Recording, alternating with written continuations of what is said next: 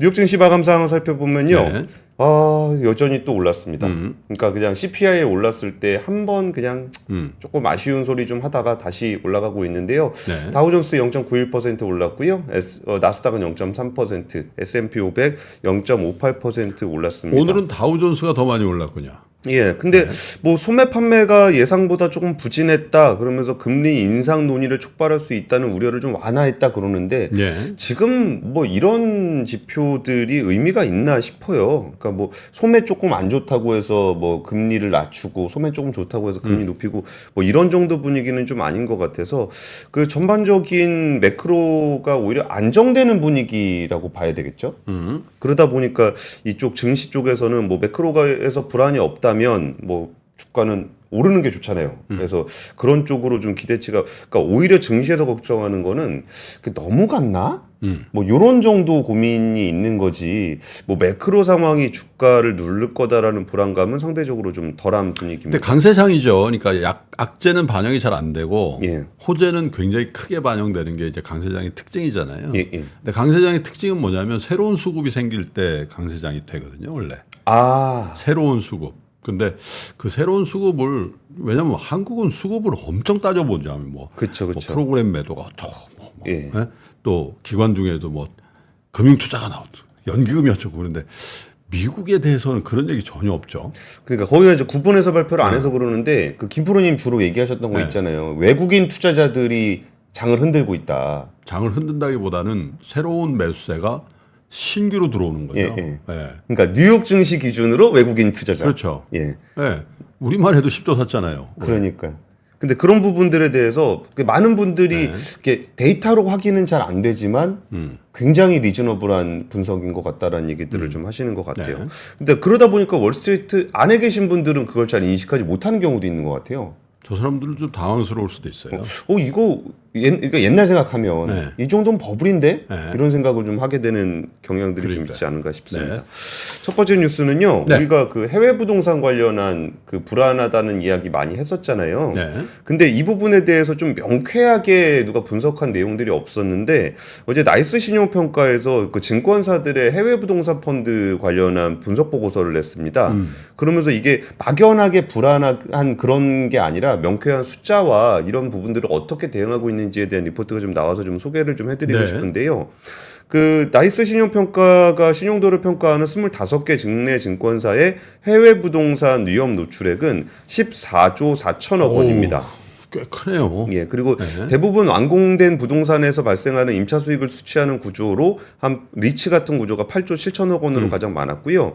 그리고 이제 해외 부동산 펀드 8조 3천억이 있는데 이 부분들을 한번 표로 보시면 좀 명확한 것 같아요. 8조 3천억이 있는데 그 중에 4조 6천억 원에 대해서는 한 40% 정도 손실을 인식했다는 거예요. 그러니까 평가 손실을 인식한 펀드는 40%는 손해다라고 해갖고 손실 인식을 해놨다는 겁니다. 그러니까 부동산 펀드가 최소한 뭐 한 40%는 손실이 났구나라는 걸 알 수 있겠죠.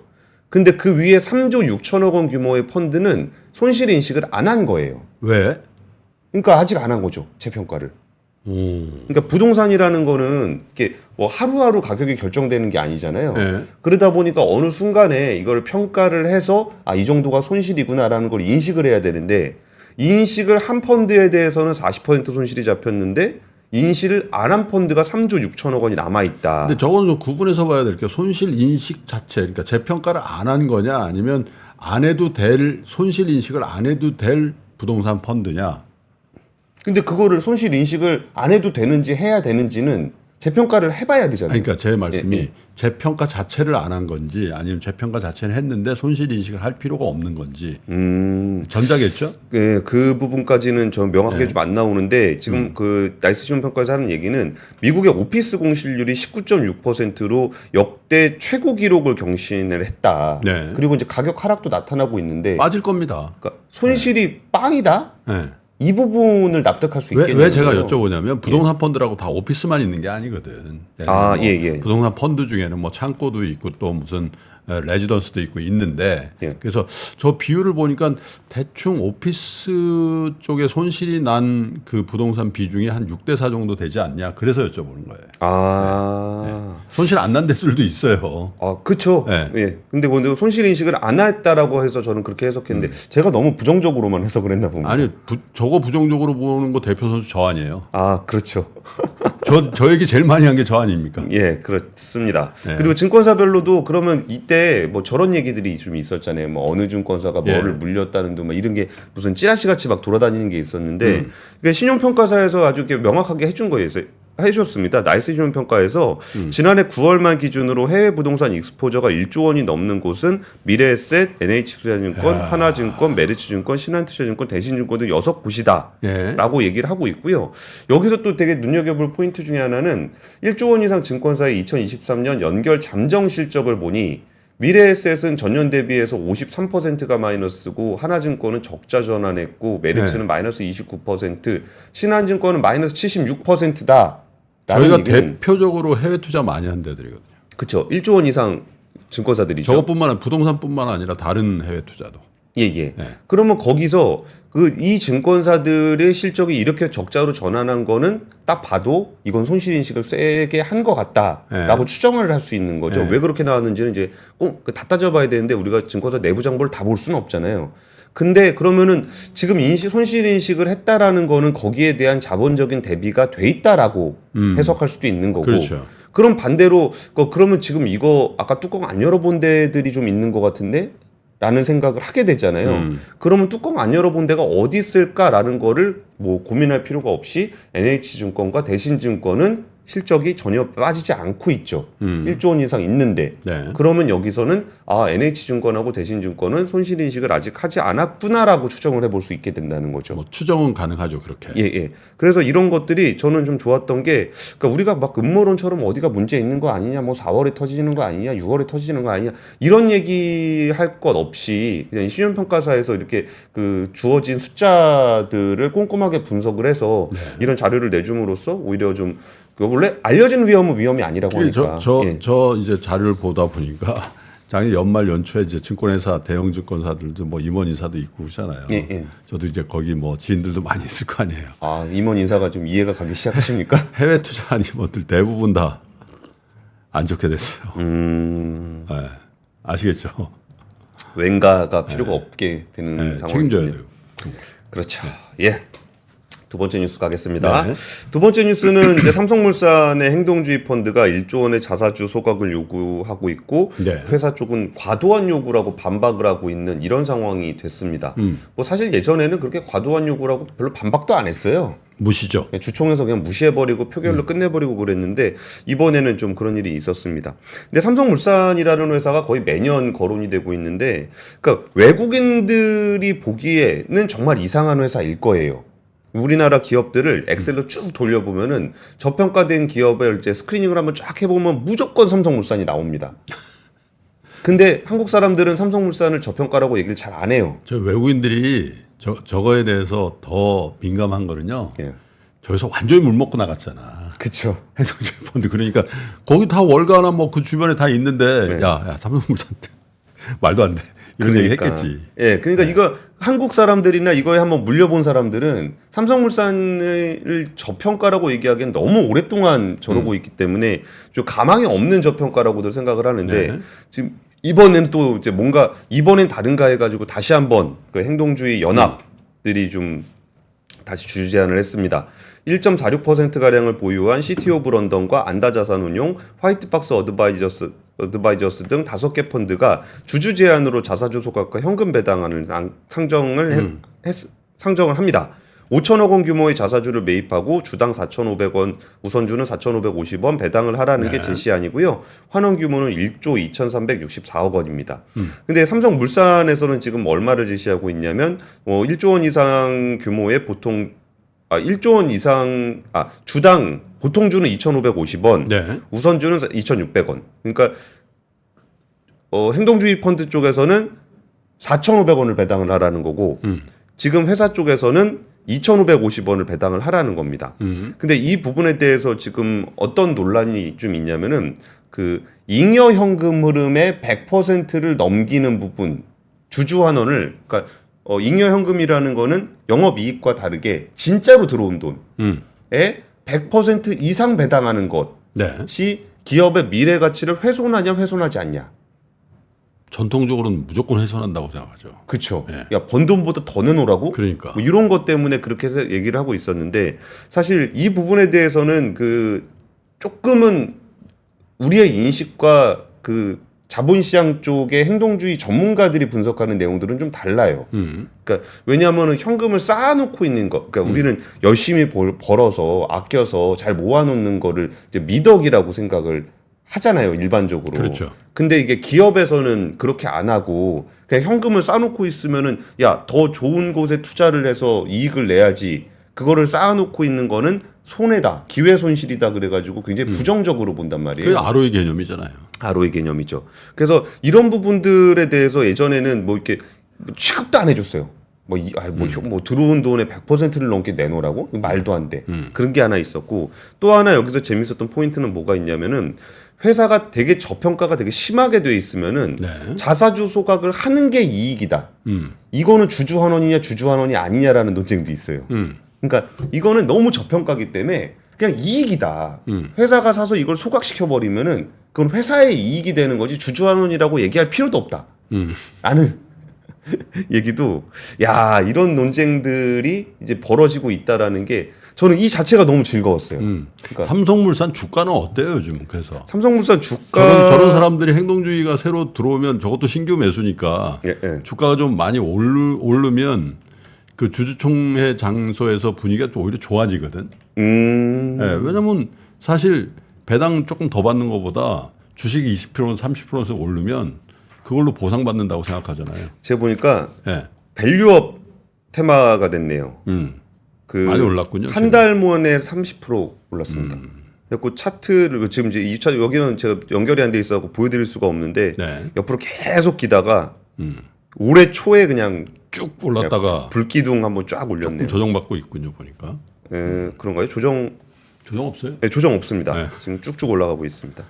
뭐 이런 상황이 이제 논쟁이 되고 있으면서 이걸 가지고 뭐가 더 좋은 것인가? 기업의 미래 가치를 위해서 무엇이 더 좋은 건가? 그래서 그 조금 전에 출연하고 나가셨는데 연세대학교 이남우 교수님, 우리가 이제 그 이남우의 좋은 주식 연구소 그 제작을 저희가 지원하고 있잖아요. 한국 가버넌스 포럼 회장도 이번에 되셔서 월요일 날 19일 날이죠. 일본의 이 어떻게 행동주의 포함해서 이 가버넌스에 대해서 최고의 전문가라고 저희가 평가하는 고다이라 류시로라는 분이 계세요. 일본 니케이 신문의 선임 기자인데 이분을 모셔서 4시부터 저 IFC에서 저희가 세미나를 해요. 저희가 아니라 그 이남우 교수님 주최로 해서 그래서 저희가 그걸 찍어가지고 잘 편집을 해가지고 여러분께 한번 보여드리려고 하는데 아마 이런 자리에서도 이런 한국의 그 최근에 진행되고 있는 밸류업 또 가버넌스에 대한 어떤 개선 이런 움직임에 대한 타산지석이지 아니냐. 왜냐하면 이게 일본에서부터 저걸 한다고 그래서 사실 이게 어떻게 보면 분위기가 조성이 된 부분도 있거든요. 한국 사람 일본한테 지기 싫어하잖아. 그래서 이 코다이라 류시료란 분의 얘기와 함께 전문적인 패널들과의 이런 토론 과정을 저희가 다 찍어서 이렇게 보여드리도록 그렇게 하겠습니다. 알겠습니다. 근데 사실 요 시즌에는 이런 뉴스들이 좀 많기도 하고 좀 이런 뉴스들을 좀 전해드리고 싶어서 또 주주 제한 관련한 얘기를 좀 전해드리는데 이제 금호석유에서 이제 세 번째가 맞을 겁니다. 금호석유의 조카가 이번에는 이제 사모펀드와 손을 잡고 주주 제한을 했는데요. 이거를 뭐 또 경영권 분쟁 뭐 이런 얘기가 나오고 있는데 저는 이거를 경영권 분쟁이라고 생각할 필요가 없는 것 같아요. 그러니까 주주총회 때 주주 제한하는 게 무슨 경영권 분쟁입니까? 이건 경영권 분쟁이라는 거는 지분율이 뭐 비등비등 해가지고 이제 거의 이쪽에 사내이사들을 다 밀어내 버리려 그러는 상황 정도가 돼야 이제 경영권 분쟁인 거지. 뭐 주주들이 미래를 위해서 이거 좀 더해주세요 하는 것들은 저는 이게 뭐 경영권 분쟁이라고 보지는 않는데 여기가 구조가 좀 되게 특이합니다. 그 박철환 전 금호석유 상무가 개인 기준으로는 최대 주주예요. 그게 이제 조카죠. 조카. 예, 둘째 쪽 아들인데 그 박창구 회장은 넷째고 둘째 쪽 아들입니다. 근데 이분이 왜 여기 와 있는지부터 해가지고 역사가 굉장히 좀 긴데 그것들은 다 배제하더라도 이 둘째 작은아버지죠. 큰아버지 아들이 이 회사에 와 있는 거고 그리고 박창구 회장 아들도 같이 다니고 있거든요. 그러다가 그 아버님이 박삼구님인가요? 박찬구. 아니 그러니까 지금 회장님이 박찬구고. 예. 그 박삼구가 세 번째. 아 그래요? 예. 그래가지고 이제 여기가 이제 그러다가 이분이 최대 주주로 있어요.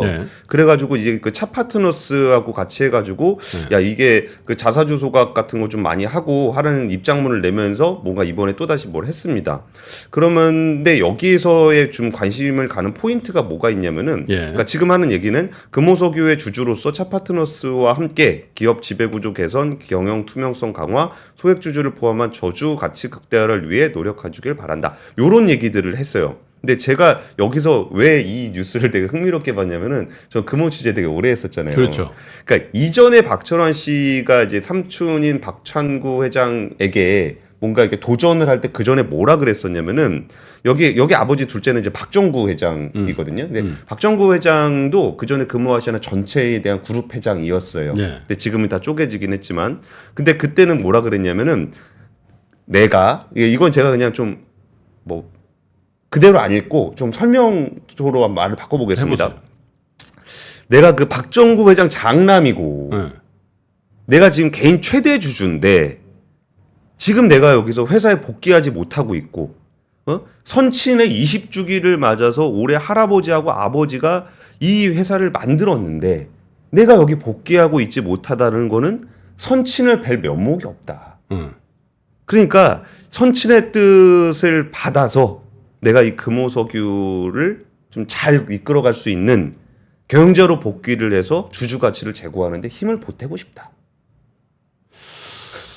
그거 참 좀 그런데 기업을 뭐 선친의 유지를 받으려고 하는 건 아니잖아요. 그러니까 예전에 이렇게 주주 제안을 하고 막 그럴 때 그 냈던 성명이 이런 거였어요. 아니 이게 내가 아주 선친의 유지를 받아서 이게 내 경영을 해야 되는데 우리 작은 아버지가 날 무시하고 말이야. 그러니까 내가 여기서 이제 이걸 한번 해보려고 한다. 라는 거하고 지금은 이제 하나의 주주로서 이제 소액 주주들을 포함한 주주 가치 극대화를 위해서 거버넌스 개선과 경영 투명성 강화를 하겠다. 이렇게 얘기를 하고 있는 거예요. 그래서 보면서 이게 일단은 되게 시쳇말로는 선수가 좀 붙었구나. 난 참 그 이해가 안 되는 게 애플 그 스티브 잡스 저 자녀들도 이제 성인 됐을 걸 이제. 난 한 번도 못 들어봤고 난 우리 아버지 스티브 잡스 유지를 이어서 내가 뭐 해보겠다고? 빌 게이츠 은퇴한 지 한참 됐는데 빌 게이츠 아들내미 와서 저 아빠는 좋은 일 하시고 저는 돈 벌라고요. 이런 얘기 안 들어봤는데. 그러니까요. 그러니까 이게 이제 과거의 얘기를 하는 거예요. 과거에 몇 년 전, 2021년 얘기인데 그때는 이제 회사의 어떤 뭐 주주 제안을 할 때 이런 식으로 얘기를 했던 게 2024년에는 그렇게 안 하고 이제 뭐 기업 지배구조 개선과 물론 이게 뭐 목적이야 똑같겠지만 표현이라도 달라진 모습들이 그러니까 이런 마인드로는 절대 이제 시장에서 받아들여지지 않는다라는 거를 오히려 이런 성명에서 좀 알 수 있지 않았나 싶은 생각이 들어서 이 뉴스를 좀 흥미롭게 봤습니다. 솔직히 기업 경영이라는 게 적고 크고 간에 머리 아프고 골치 아픈 일들이 그렇게 많은데 직접 다 하려고 그러지. 누대를 누려서. 그러니까 이제 떨어지는 게 많다라고 생각하는 분한테는 너무 탑이 나는 거죠. 그냥 좋은 경영자 있으면 또박또박 배당받고 그게 더 좋지 않나. 그게 이제 메리츠 조정호 회장이 약간 그렇다는 거 아니에요? 그분 요즘에 그 재계에서 굉장히 부러움 많이 받잖아. 자산이 얼마나 늘었는데. 그러니까 자산 늘고 심지어 칭찬받고 사법 리스크 없고 뭐 그리고 뭐 경영권 승계할 생각도 없으니까 오히려 자제분들에게 더 큰 자산을 물려줄 수도 있게 되는 거고 뭐 이런 부분에 있어서는 경영권에 대해서도 그러니까 경영권이란 단어부터 해서 다시 생각해봐야 되지 않을까. 그러면서 뉴스 3은 여기까지 하겠습니다. 다음 순서는 장 시작 전부터 종료까지 쏟아지는 수많은 뉴스와 정보들. 이 중에서 어떤 것이 투자에 정말 도움이 되는 정보일까요? 3프로의 증시 셔터맨 박근영 마스터가 직접 정보를 선별하고 투자의 힌트를 드립니다. 시간도 아끼고 투자 아이디어도 얻는 시간, 박근영 부장의 마켓 힌트와 함께 하세요. 자세한 사항은 3프로TV 앱과 홈페이지를 확인하세요.